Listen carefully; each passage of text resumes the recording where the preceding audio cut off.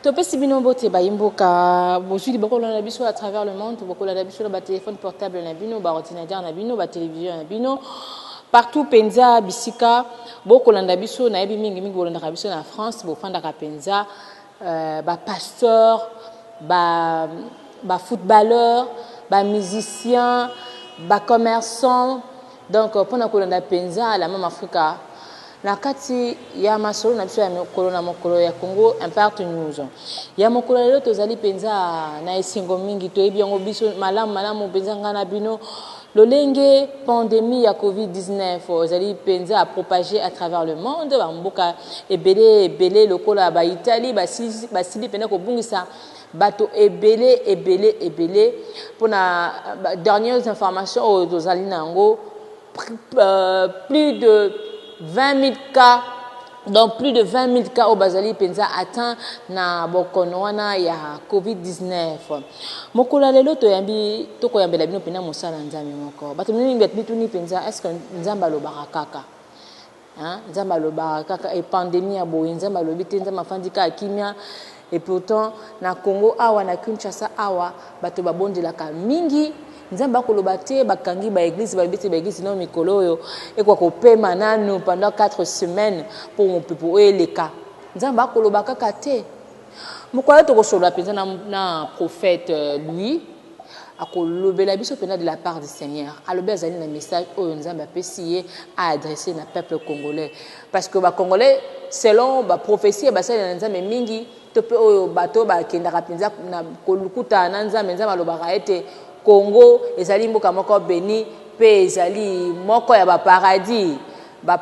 awa na Afrique voilà to kosola pena na prophète vision ni nzamba pesa qui par rapport ya pandémie oyo déjà bomi 3 personnes awa na ville province à Kinshasa mais aussi bato déjà 45 le lengue ministère ya santé to pe inerbe basi ko confirmer biso bazali atteint na bokono wana to kosola la to kapeza makanisi ya nzambe et bongo to kutana tout juste après. Voilà très cher internet ndenge na lobaki na bino na ekoti seli donc to pe na annonce tozali bongo na prophète lui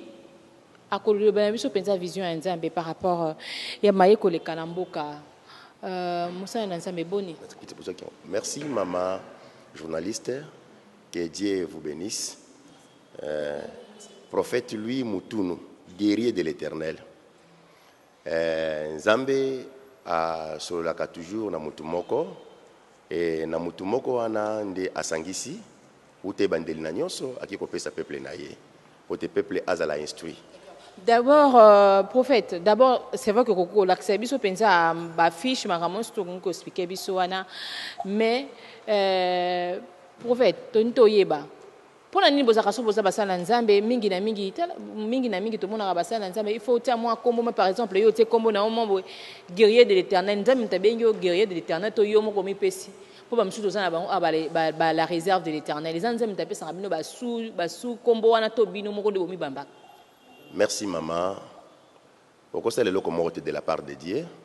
Ce constat le loko libanda makumi na Nzambe. Donc oza libanda ya Nzambe. Et loko nyonso mo na Nzambe ko sala fait la inspiration molimo mon centre. Donc ko tia kombo wana te. Ezana ba kombo Nzambe apesaka ye moko na vision. Ndenga shanjaki kombo ya Jacob auparavant ezalaki Jacob moyibi waibaki bénédiction ya ndeko na ye Esaü. Et après cela tanga kutena Nzambe alite na ye Nzambe apesi Jacob kombo Israël. Elinkoloba obundi na ngai donc olongi. Oyo guerrier de l'Éternel. Nzambe nde mutu apesaki ngai yango. Nazwaki message oyo ya makambo ya mboka donc nazwaki yango fin l'an 2019. Nazobondelaka toujours na montagne o na fongola. Emataka mutu moko te. Mais lelo Congo mo bimeko découvrir montagne wana ekomata ngo. Ezaka pene na basala Nzambe nyonso pene ka ya Congo capitale. Emataka mutu te na kotinda bato ata siko bakena ngomba wana bakende kuta kaka donc makambo mosusu likola ngomba wana ni mutu donc bakikuta biloko mosusu likola ngomba. Nzamba azali Nzamba Congo. Congo est la deuxième Israël au monde. Donc nazwaki message fin l'an 2019. Donc Nzamba yibisinga na vision na likola montagne okotambola na thème kaka moko. Thème moko mama na likambo la guerre. organiser campagne pendant la journée. Il y a les 31 wana ko sala VT bonde la pona mboka bonde la pona peuple nanga congolais na organiser qui campagne wana yango na thème la guerre date nyoso yango yo abisinga ato comprendre te vision na pesi la guerre o comprendre yango makambelingo sa na mboka na Congo na ken imprimerie za témoin na salisi ba biloko oyo to bondeli les 31 bis to bondela ki na tongo ne ba to za ko la veiller ya le premier na butu. La guerre, on a une guerre, mais la guerre. La guerre, au Tirango na 1 Samuel 17. La guerre. A tous comprendre, tu comprendre ma camille ngo sama na katamboka Congo. Donc ngai nzambe na kotel misayo polongola mu pepe wana. Donc na kotel misayo nazala ki loko l'aveugle, donc nazako comprendre te. La bité l'obéissance précède la gloire, na to saka 11 amazo bisangai. Mais nazala ki aveugle liboso makamunyo so oyo. Na organiser bisinga okosala veillete. Donc ndenge journée zotana yo ko organiser donc activité moko campagne au prier pour na mboka au prier pour na peuple na ngai ndé nazwa ki espace ya salle to bondeli na kitamo magasin wana na peuple de Dieu na bondeli pour na mboka eleki deuxième fin l'an 2019 le 31 date yango izawati fin l'an 2019 le 31 après leki donc à peine même kaka mikolo oyo au deuxième édition la guerre babisanga na kotambola na témoin mbula mobimba ezana makamanga sana katamboka na organiser ba fiche ebimi qui bien avant botala oyo eza mars 2020 donc ebima qui bien avant na yoka na Congo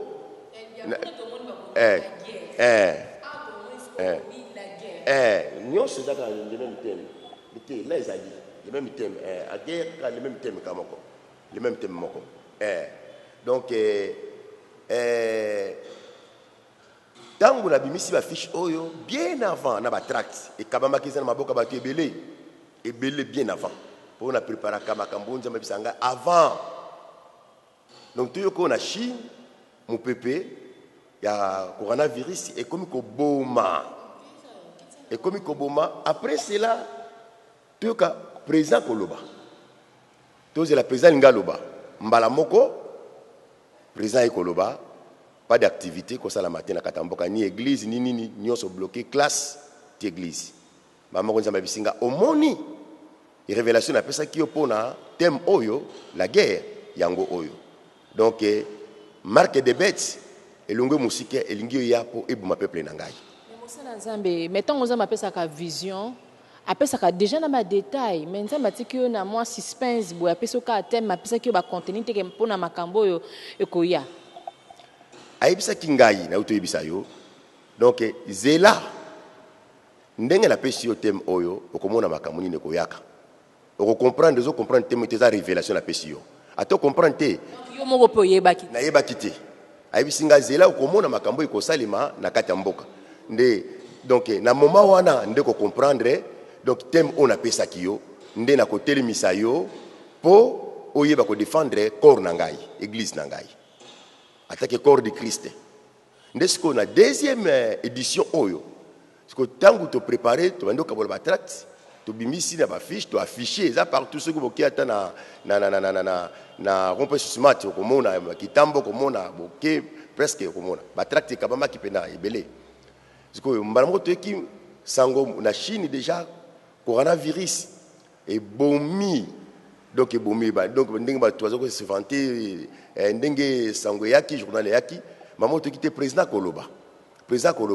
mbala moko na ndenge président de la République yaki Koloba pas d'activité na kati ya mboka kangi ba classe makambutu na l'église et bisinga ivala et loko o na pesela ki message yango oyo omoni ba telemisi ngai apesi ngai verset donc Exode 20 ba telemisi ngai saba nanga ba ko telemisa ngote au contraire ba ko pousser ngai po ngai nzambe na yeba ko bundela peuple nanga pe mboka ya Congo place peuple nanga fandi abisinga sika oyo ko telema zonga ngomba nazo peso instruction na zongi ngomba abisinga kende tango ko kita na pesi yo message po na mboka tango ko kita ko loba boyi okosala boyi kende na gare centrale eza mutu ya mboka entrée ya Congo porte d'entrée ya Congo s'incliner wana pendant 4 heures du temps quand ndenge ozana kani na yo makambo nyonso donc zwa mabele oyo ngomba tia na sani ya mbele mosala nzambe ya mboka okoka ko continuer to moni na babilili image moko eza ko circuler na Espagne balaksi nyama moko abimi likolo ya ndako nzambe akwisi croix yango ko lakisa ba signe des temps de la fin ou bien enlèvement ko salama ou bien zanini vraiment au juste au nzambe pe tango mosusu alakisa ki pe Satana atelemi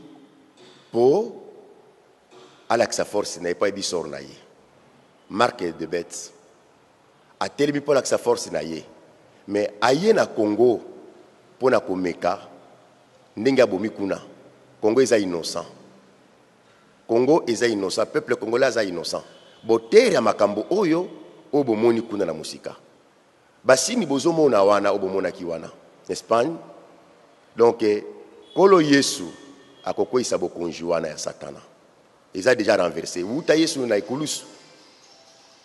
ayebaki kolonga nyonso Satana ko régner akoluka asangisa mokili mobimba donc pona kotali sa puissance na ye mais ye moko mokonji Yesu akokwisa bokonji ya Satana na Congo awa eza na nguya te coronavirus na Congo eza na nguya te ezali marque de la bête pourquoi bapesi ba condition oyo ba condition oyo okomona lwa wane uti et pas président de la République uti likolo ba condition oyo ekocoincer peuple congolais na niveau oyo komona ebele baliaka lokola ndeke na taux du jour bakoka lisusu te kozwa bilei bantikor na bango emesana na kolia maladi wane koboma omona mupepe donc ekoya ko profiter siko na nzala oyo bakozala nango parce que peuple congolais nyonso ti azolia ndenge bato nyonso baliaka misu baliaka biminde azwi nde na minute wana nde koboma na moma wana koboma bato ebele babi omoni to emati na Congo bato esali nzoka nde eza yango te congolais innocent pe Congo innocent na maladie wana. Par rapport à ça, aux décisions chef de l'État a zali pour épargner penza la majorité de Congolais ba kwa kozala attente parce que na bambo comme mususu bataki doute lokola biso pe mingi ba ko douter yango to monde ba sort lokola Italie. Siko tango koloba bongo oningi batika bato ba circuler ba église zonga to pendengeni. Mobeko na pekisi yango te. Nga na ye koloba message. Ndenge zo tuna ngai, ndenge zamba lobi na ngai, ndenge zamba yebisaki ngai. Na longue ngomba na ye na s'écliner 4 heures du temps na gare centrale, na télémi, na tournée. Donc mbala moko direction et pas ya chef de l'État. Nazala ki pieni na teni oyo bato nyonso na boulevard ba monaki nga na gare centrale na Kanye na drapeau ya Congo na drapeau ya Israël donc na mabele na mungwa nyonso wana eza ba révélation za pesaka Nicolas Ngomba na kei inde ti na palais présidentiel na Oya na Loya na yaki na première barrière wana donc bandeko mususu ntango na comme na première barrière allez ba garde ba mura ba garde présidentielle ba précédé ba ye nini zonga sima ndenge bazo pesa mobeko ya 100 mètres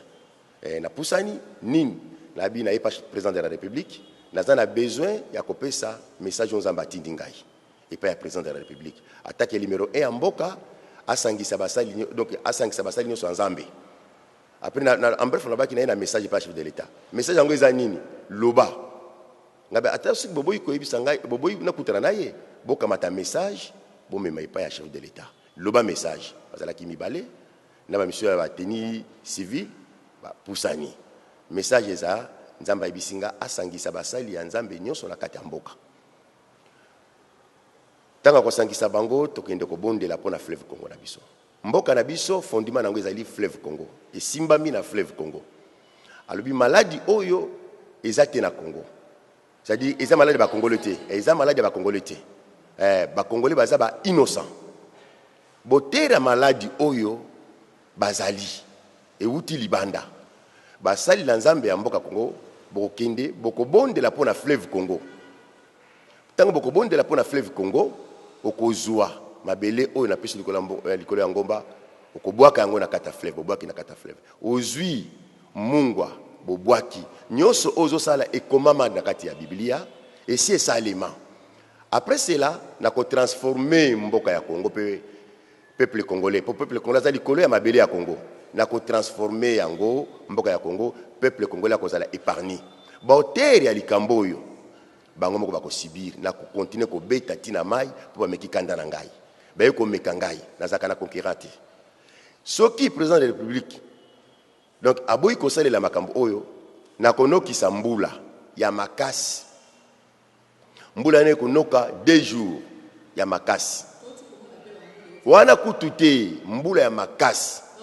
ya makasi ekonoka soki baboyi kotosa yo babiko yamba yo ngai nzambe na ko défendre pour na peuple na ngai mbula makasi konoka na mbula wana na 4 kwenyo so peuple congolais azali ezana moi ezana butu akobima a épuiser mai donc abimisi bassin babimisi baso bakotoka mai.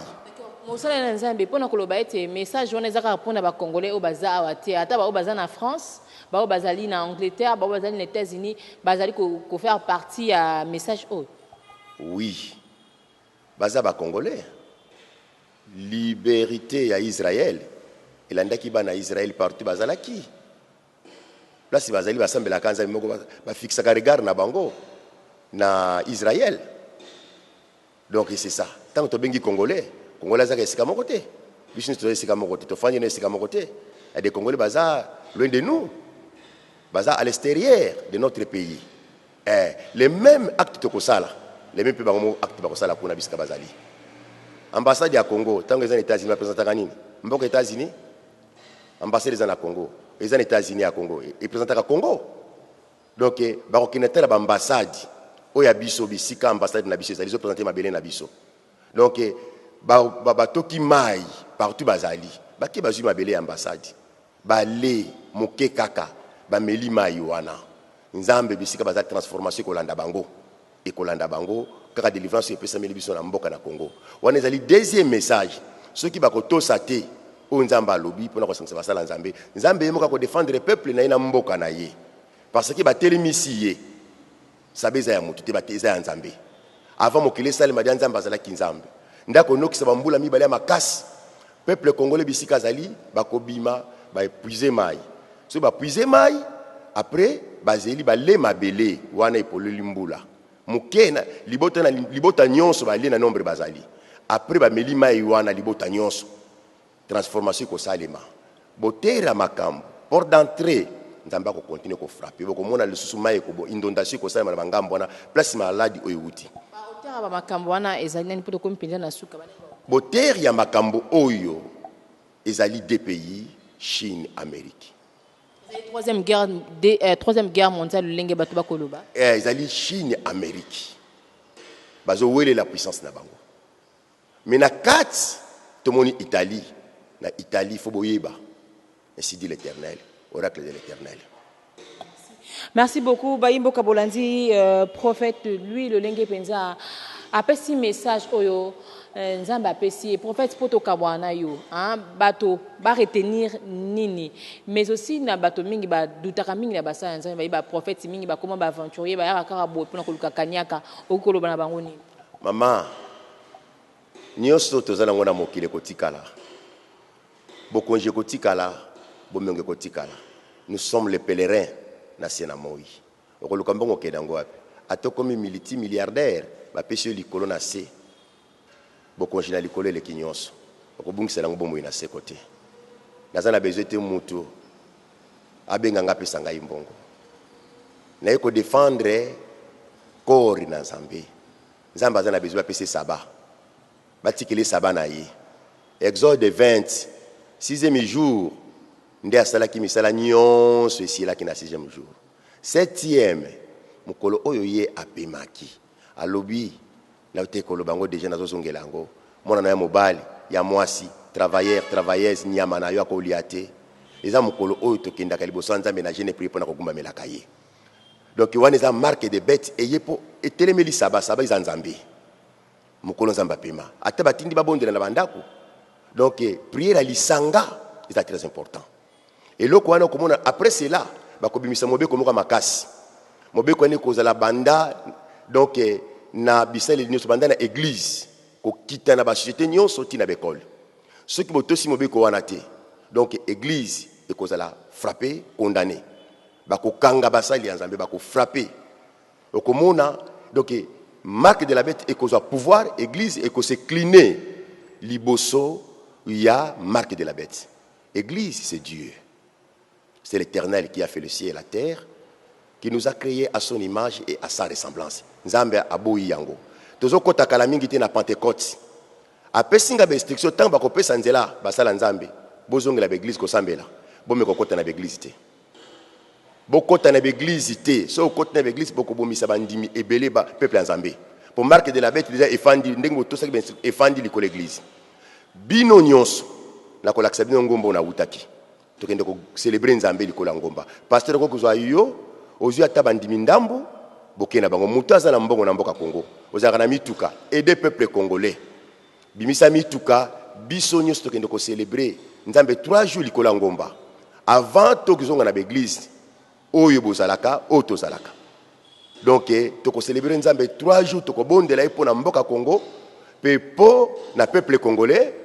Nzambe oyo abimisi Congo na liberté Congo ezaki na bowumbu na libulu nde mission oyo Nzambe apesa ki chef de l'état yango wana aza mwana na Nzambe ezala mission munene Nzambe alinga sala na carte munene au monde bakotanga kai de génération en génération na misala oyo mona na tie na misala oyo mona na tie aza chrétien ayamba Yesu mokonji pe mobikisi na bomoi na ye église corps du Christ surtout église de réveil keba boko tsaba ndimite tama kopesa bino nzela ko sambela boko bomisa batu boko bako profiter wana bomoni tebisa ki bino nini na ngomba mangenge ngete ba bebi sango luzizi la ba bebi sango eza na ngomba terre sainte bisika prophète ko laksa bino eza musika na bino te place on a bokende ko célébrer 3 jours pasteur batabo kenyo soti bo vous êtes nombreux nous sommes nombreux bozui ata quelques bandimi eux ko benga ba intercesseur na yo leader to komata likola ngomba wana bokomona ngomba sikonza mafungoli na mboka Congo place to ko célébrer kaye donc na ba jour nyonso ya Pentecôte bokomata kuna to komata kuna 3 jours église na peuple na yango donc peuple eux ko pasteur akopona bokobonde la wana to ko bonde la wana 3 jours après 3 jours boko kita Nzambe akopesa ba instruction ndi to ko sala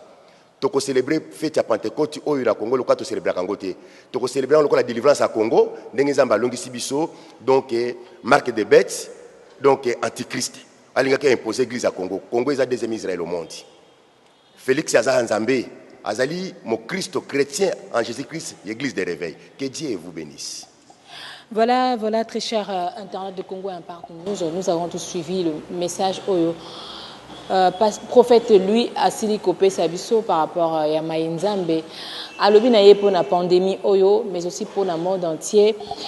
Nzambe ko épargner penza balamboka Congo congolais yoka message bakonzi boko msape message oyo tango Nzambe alobaka ezalaka lokola ba blague mais c'est Dieu qui parle quand le prophète parle de foi ça paraît comme de la folie mais c'est de la part du Seigneur toyoka mongo wa Nzambe azali ko ganga dans le désert le banango prophète apôtre Paul akali ko ganga na désert ou akoyoka nde ya